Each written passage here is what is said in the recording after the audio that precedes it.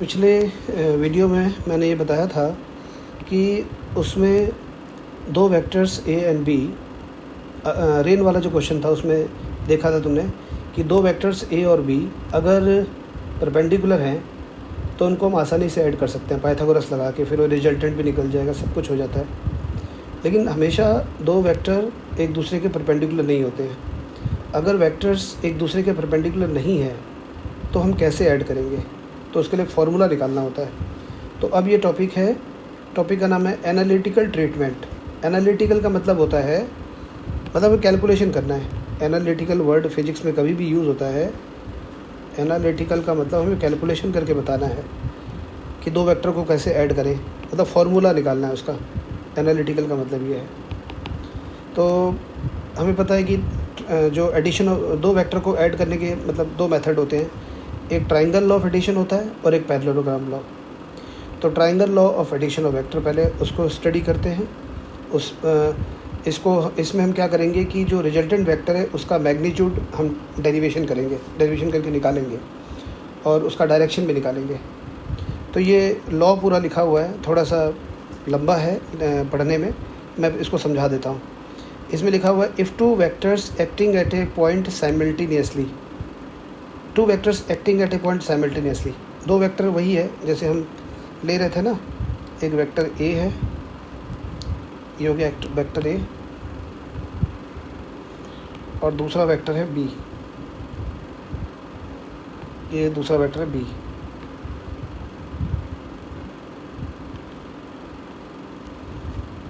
ये दो vector A और बी है, हमने दो वेक्टर लिया ए और बी।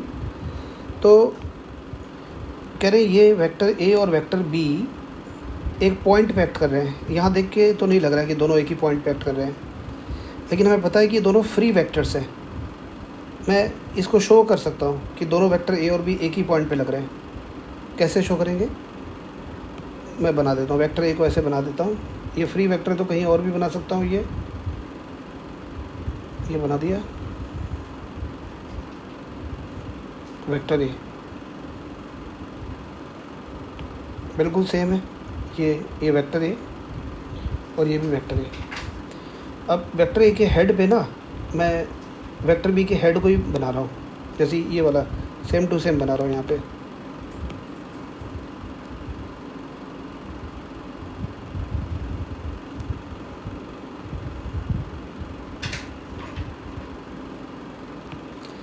अब तो पता चल रहा है ना कि वेक्टर ए और वेक्टर बी इस पॉइंट पे एक्ट कर रहे हैं। तो यही कह रहे हैं, पहले दो लाइन में ही लिखा हुआ है if two vectors acting at a point simultaneously, एक ही टाइम पे लग रहे हैं। जिस टाइम वेक्टर ए अप्लाई हो रहा है उसी टाइम वेक्टर बी अप्लाई हो रहा है इस पॉइंट पे। मान लिया वेक्टर ए एक फोर्स है, वेक्टर बी दूसरा फोर्स है, मतलब इस पॉइंट पे दो फोर्स लग रहे हैं, एक वेक्टर ए एक वेक्टर बी। फोर्स वेक्टर होता है, फॉर एग्जांपल मैंने फोर्स मान लिया, तो वैसे नाम नहीं ले रहा, एग्जांपल नहीं ले रहा, मैं सिंपल बोल रहा हूँ। एक वेक्टर ए है दूसरा वेक्टर बी है और इस पॉइंट पे एक्ट कर रहे हैं। तो कह रहे हैं if two vectors acting at a point simultaneously B represented in magnitude and direction by the two sides of A triangle. कह रहे इन दोनों वेक्टर ए और वेक्टर बी को ट्राइंगल के दो साइड से रिप्रेजेंट करेंगे। जो पहले पढ़ा चुका लेकिन उस टाइम स्टेटमेंट नहीं दिया था। अब मैं बता देता हूँ, इन दोनों वेक्टर ए और बी को ना ट्राइंगल के दो साइड से रिप्रेजेंट करेंगे। और फिर कह रहे हैं कि इन द सेम ऑर्डर, ये वर्ड है, बताऊंगा इसका मतलब क्या है। Then their resultant may be represented in magnitude and direction by the third side of the triangle. मतलब वेक्टर ए और वेक्टर बी ट्राइंगल के दो साइड होंगे और जो उसका तीसरा साइड होगा ट्राइंगल का वो रिजल्टेंट होगा। कहने का ये मतलब है। मैं अगले पेज में इसको बना के दिखा देता हूँ। जैसे ये वेक्टर ए और वेक्टर बी है तो यहाँ बना देते हैं। ये देखो, ये वेक्टर ए है और बिल्कुल ये वेक्टर ए, वही मैंने यहाँ बना दिया वेक्टर ए। और ये है वेक्टर बी,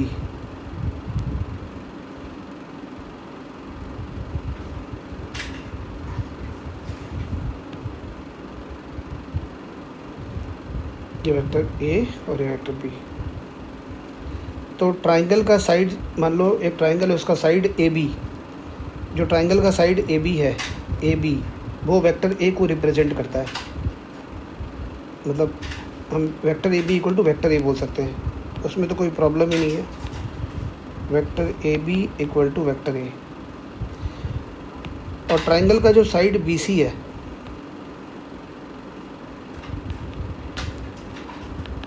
वो वेक्टर बी है। मैंने पहले समझाया था ना कि किसी वेक्टर को अगर हमें लेवलिंग करना है तो यहाँ पे टेल पे ए लिख देंगे, हेड पे बी लिख देंगे, या सिंपल वेक्टर ए, मतलब एक ही है ये वेक्टर ए और A B vector, A B ऐसे भी लिख सकते हैं, ए बी वेक्टर एक ही बात है। मतलब या तो बोल लो ए बी वेक्टर या बोल लो ए वेक्टर, बात एक ही है। पर मैं ये ऐसे ए बी वेक्टर नहीं लिख रहा, यहाँ लिख दिया A B vector equal to A vector, यहाँ पर मैं नहीं लिख रहा। जैसे ये बी सी वेक्टर लिख सकते हैं, यहाँ पे लिख सकते हैं, या तो बोल दो बी सी वेक्टर है, ये वाला बी सी वेक्टर है, या बोलो बी वेक्टर है, एक ही बात है। तो B C vector equal to B vector, B C vector लिख दिया, फिर मिटा देता हूँ मैं। तो कह रहे हैं कि दो वेक्टर ए और बी हैं, कह रहे हैं दो वेक्टर ए और बी है और दोनों एक ही पॉइंट पे एक्ट कर रहे हैं, और इन दोनों वेक्टर को हमने ट्राइंगल के साइड ए बी और बी सी से रिप्रेजेंट किया। तो इस ट्राइंगल का जो थर्ड साइड होगा वो रिजल्टेंट होगा, ट्राइंगल का थर्ड साइड रिजल्टेंट होगा। इसमें कोई भी नया बात नहीं है, ये हमने पिछले वीडियो में डिस्कस किया था। इसको मैं लिख रहा हूँ vector A plus vector B, vector A plus vector B को वेक्टर सी भी बोल सकता हूँ मैं। तो ऐसे लिख रहा हूँ मैं, A C vector equal to vector A plus vector B equal to vector C. ये सी कैपिटल लेटर है, ये सी मैंने स्मॉल लेटर लिखा है यहाँ पे। तो ये ट्राइंगल का थर्ड साइड रिजल्टेंट होगा। अच्छा, एक वर्ड यूज़ हुआ सेम ऑर्डर। सेम ऑर्डर का मतलब क्या होता है, जैसे ये वेक्टर ए है, वेक्टर ए जहाँ पे हेड पे ख़त्म होता है ना, वेक्टर ए यहाँ टेल से शुरू हुआ, हेड पे ख़त्म हुआ। जहाँ वेक्टर ए का टर्मिनल पॉइंट है, हेड को हम टर्मिनल पॉइंट बोलते हैं, तो जहाँ पर वेक्टर ए ख़त्म हुआ वहीं से हमने वेक्टर बी को शुरू कर दिया, वेक्टर बी का टेल वहाँ से हमने ड्रॉ कर लिया।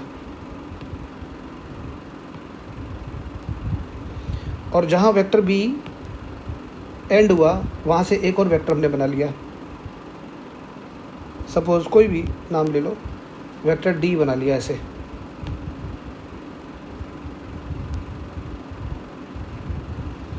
तो सेम ऑर्डर का मतलब ये हुआ कि मतलब एक वेक्टर यहाँ पे ख़त्म हुआ, वहीं से हमने दूसरा वेक्टर का टेल शुरू कर दिया, दूसरा शुरू कर दिया, दूसरा वेक्टर ख़त्म हुआ, डी वेक्टर तीसरा शुरू कर दिया हमने, तीसरा ख़त्म हुआ, चौथा। तो अगर ये ऐसे है, हेड पे टेल, एक वेक्टर के हेड पे दूसरे वेक्टर का टेल और दूसरे के हेड पे तीसरे का टेल, अगर इस तरह से हम एक के बाद एक वेक्टर को अगर ड्रॉ करते जाएंगे, इसको हम बोलेंगे सेम ऑर्डर। हम बोलेंगे वेक्टर ए, वेक्टर बी और वेक्टर डी सेम ऑर्डर में है। तो यहाँ पर देखा जाए, ये वेक्टर ए के हेड पे हमने वेक्टर बी का टेल रखा है, तो हम बोलेंगे वेक्टर ए और वेक्टर बी सेम ऑर्डर में।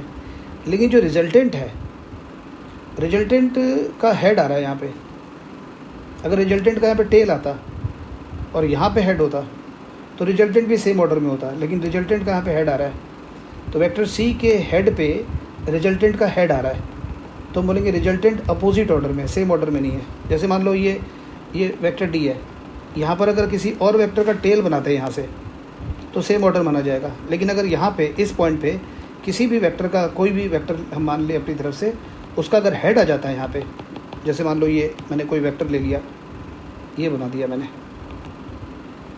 इसका हेड आ गया, तो फिर हम ये बोलेंगे ये जो ई वेक्टर है और डी वेक्टर है ये अपोजिट ऑर्डर में, ये ई वेक्टर सेम ऑर्डर में नहीं है। ठीक है, तो अब उस स्टेटमेंट को दोबारा पढ़ के देखते हैं।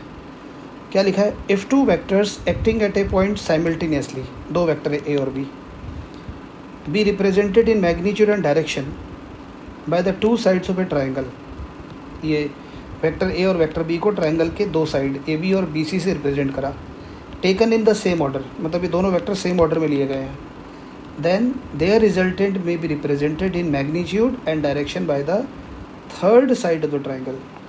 जो रिजल्टेंट होगा थर्ड साइड होगा, taken in opposite order, taken in opposite order. ये देखो दोबारा पढ़ देता हूँ।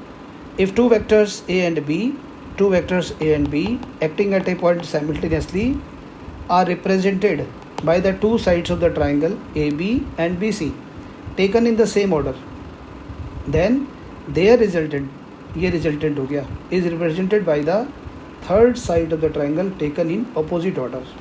ये है ऐसे. अब आगे पढ़ने से पहले एक बात थोड़ा समझ लेते हैं कि जैसे एंगल बिटवीन टू वेक्टर्स, एक बात है एंगल बिटवीन टू वेक्टर्स. क्या होता है एंगल बिटवीन टू वेक्टर? जैसे हम अगर ये जानना चाहें कि वेक्टर ए और वेक्टर बी, इसके बीच में एंगल क्या होगा, क्या ये अंदर होगा एंगल या बाहर होगा? जैसे ये सपोज़ ये लाइन मैंने बना दिया, तो इफ़ समवन आस्क कि ये वेक्टर ए, यहाँ पर वेक्टर ए का हेड है और वेक्टर बी का टेल है, तो वेक्टर ए और वेक्टर बी के बीच में एंगल बताओ. तो अब कन्फ्यूजन है, यहाँ पर एंगल है कि यहाँ पर एंगल है. तो एंगल बिटवीन टू वेक्टर्स को कैसे डिफ़ाइन किया गया है, पहले उस डेफिनेशन को समझ लो, क्योंकि ये सारे फ्री वेक्टर्स हैं.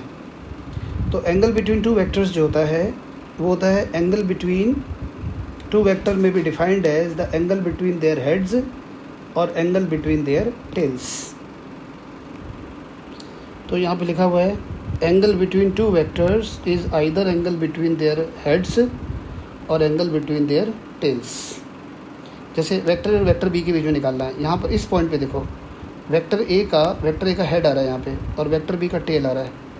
तो एंगल अब यहाँ पर है कि यहाँ पर, अब ये देखना पड़ेगा. तो इसमें क्या करते हैं, क्योंकि ये फ्री वेक्टर है तो मैं ऐसा कर रहा हूँ, ये जो वेक्टर ए है इसको आगे ऐसे प्रोड्यूस कर देता हूँ आगे की तरफ.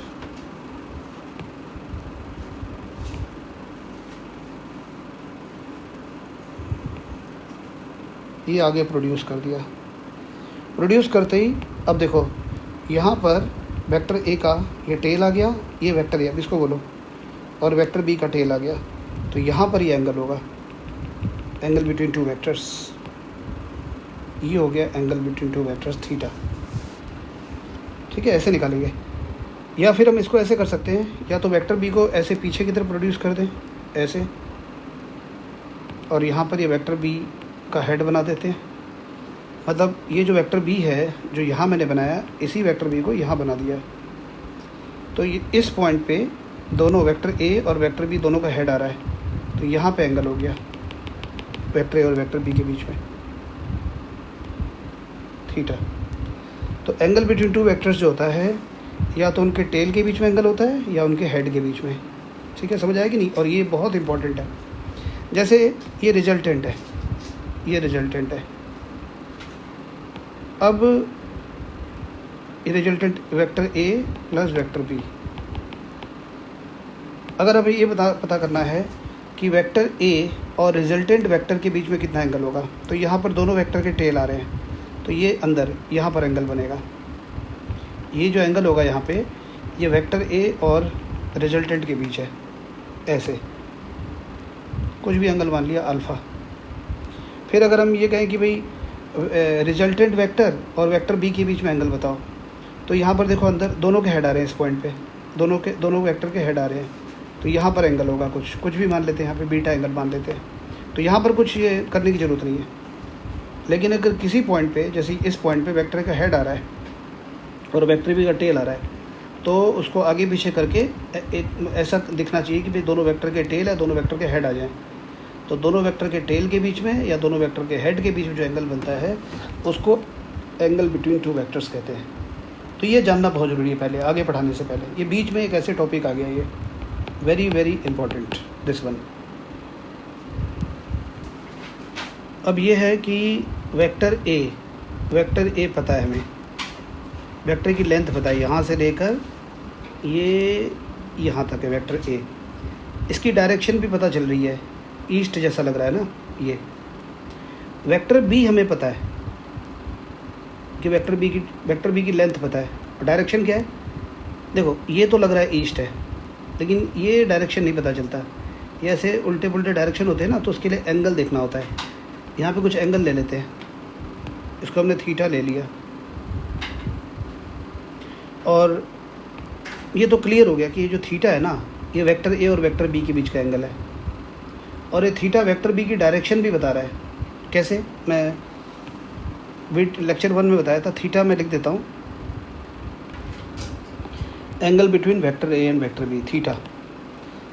अब जैसे क्या है कि हमें वेक्टर बी का डायरेक्शन पता है, जैसे मैंने ये देखो वेक्टर बी है, ये एंगल यहाँ थीटा लिखा है, तो वेक्टर बी के डायरेक्शन के बारे में क्या जानते हो?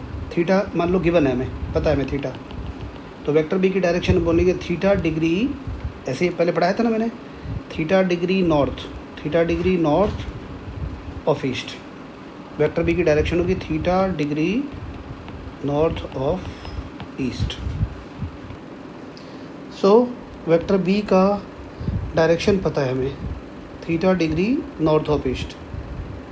तो मतलब वेक्टर बी का हमें लेंथ पता है और इसका डायरेक्शन पता है, वेक्टर ए का भी लेंथ पता है, डायरेक्शन पता है, और हमें अब ये जो रिजल्टेंट है इसका ये लेंथ निकालना है, ये बताना है कि रिजल्टेंट का लेंथ कितना है, मतलब मैग्नीट्यूड कितना है रिजल्टेंट का, और रिजल्टेंट का डायरेक्शन निकालना है। डायरेक्शन यहाँ से निकलेगा, ये एंगल यहाँ पे पता करना पड़ेगा, यहाँ पे कुछ एंगल मान लेंगे बीटा। सो हमारा एम क्या है? To find the magnitude and direction of the resultant vector. ये रिजल्टेंट वेक्टर का मैग्नीट्यूड और डायरेक्शन निकालना है।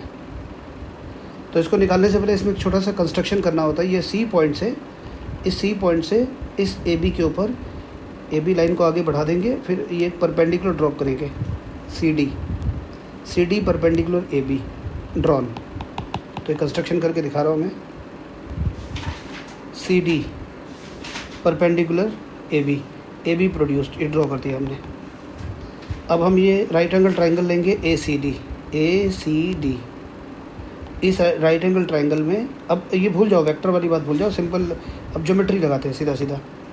तो यहाँ पे लिख रहा हूँ मैं, in right triangle A C D A C square equal to A D square plus C D square, A C square equal to A B plus B D square plus C D square, A B plus B D whole square plus C D square. A D को मैं लिख दिया, A D को A B plus B D और C D square. अब ये A B plus B D, ये A plus B whole square, ऐसे हम ब्रेक कर सकते हैं इसको, A B square plus B D square plus 2ab into B D plus C D square.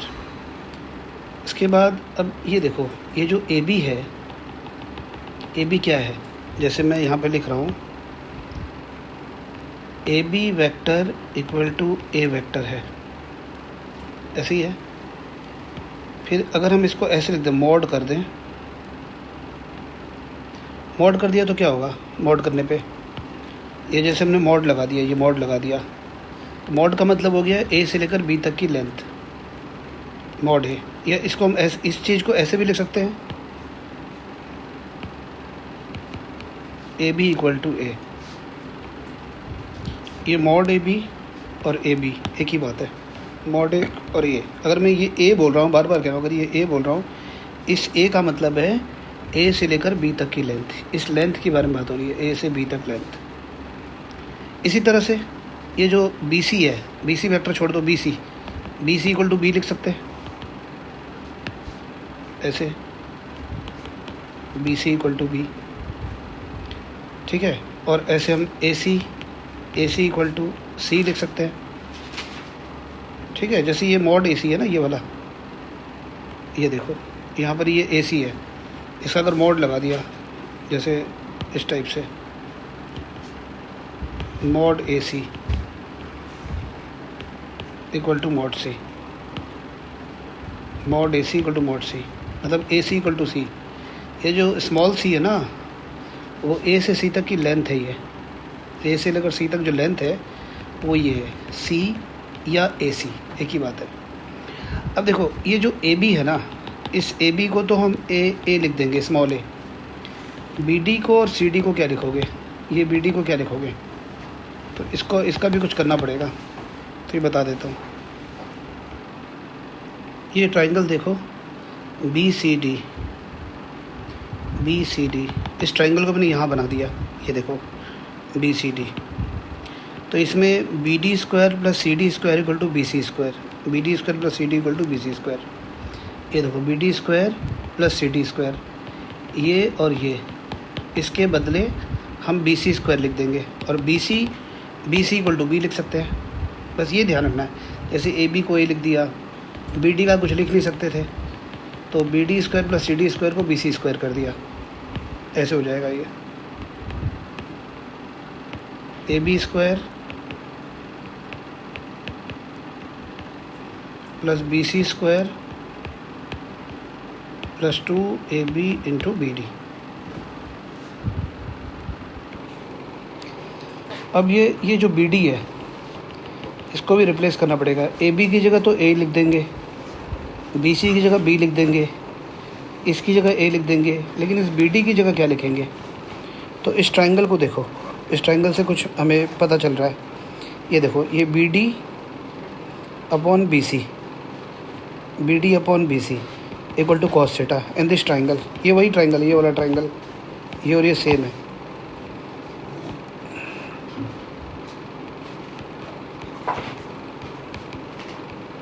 B D upon B C cos theta, तो B D equal to B C cos theta. तो इस B D की जगह, ये जो B D है इसकी जगह बी सी कॉस थीटा अब लिख सकते हैं। तो अगले पेज में मैं लिख के दिखाता हूँ। हाँ, ये ए सी स्क्वायर हो गया, ये वाला A C square equal to A B square plus B C square plus 2ab, ये बी डी की जगह बी सी कॉस थीटा। ये पूरा मैं लिख देता हूँ इसको मैं। सो A C square equal to A B square plus B C square plus 2ab into B C cos theta, ये आ गया। ये पिछले पेज से है, ये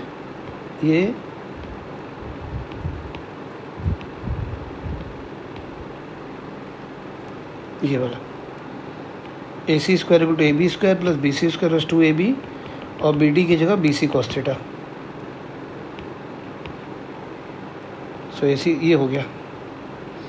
तो ए सी स्क्वायर को लिखेंगे हम C square, A B square को A square, B C square को B square 2ab cos theta, और C equal to under root A square plus B square plus 2ab cos theta. ये C equal to आ गया। तो इसको हम equation 1 बोलेंगे, और ये जो इक्वेशन 1 है, ये इक्वेशन 1 ये मिला, ये रिजल्टेंट का मैग्नीट्यूड है। ये this is the magnitude of the resultant vector. तो मैग्नीट्यूड निकालना है तो under root A square plus B square plus 2ab cos theta. अब हमें इस रिजल्टेंट का डायरेक्शन निकालना है, इसका डायरेक्शन निकालना है। ये थीटा एंगल है, क्योंकि वेक्टर हमें शुरू से बोलता आ रहा हूँ मैं, vector has a length, vector has a direction. अब इसका ये वेक्टर सी है, इसका डायरेक्शन क्या है? जैसे वेक्टर बी का डायरेक्शन है theta degree north of east, तो हमने यहाँ पर एक एंगल ले लिया बीटा। यहाँ पर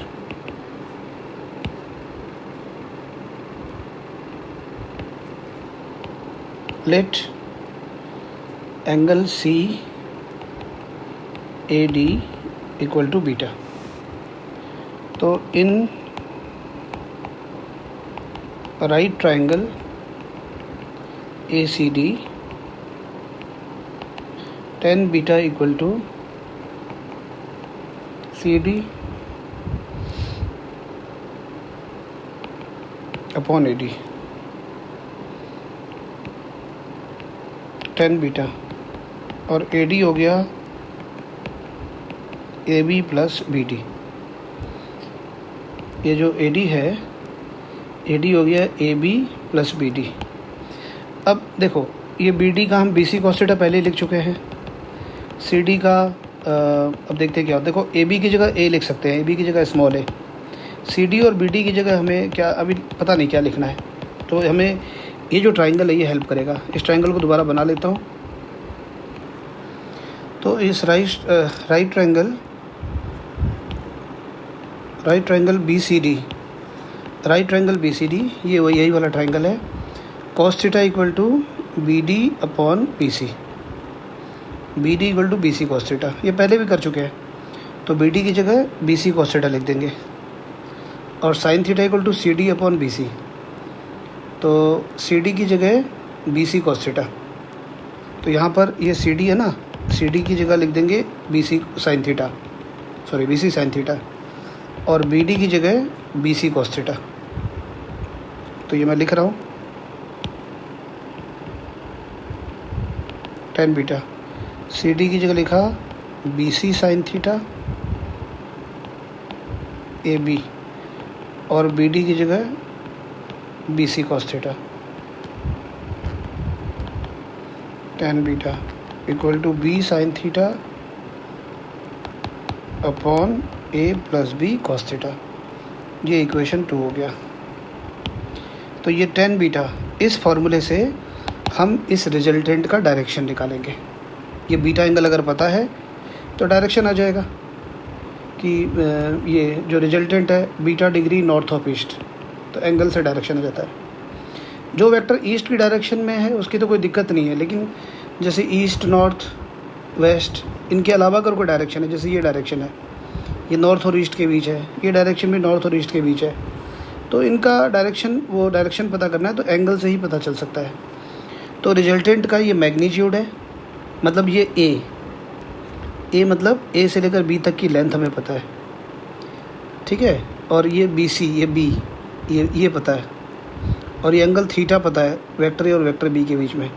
तो रिजल्टेंट की लेंथ क्या होगी, उसका मैग्नीट्यूड क्या होगा, वो इस फॉर्मूले से निकलेगा। और रिजल्टेंट की डायरेक्शन, क्योंकि वेक्टर है उनमें दोनों चीज़ चाहिए, मैग्नीट्यूड भी डायरेक्शन भी, तो वो टेन बीटा से आएगा, tan beta equal to B sine theta upon A plus B cos theta.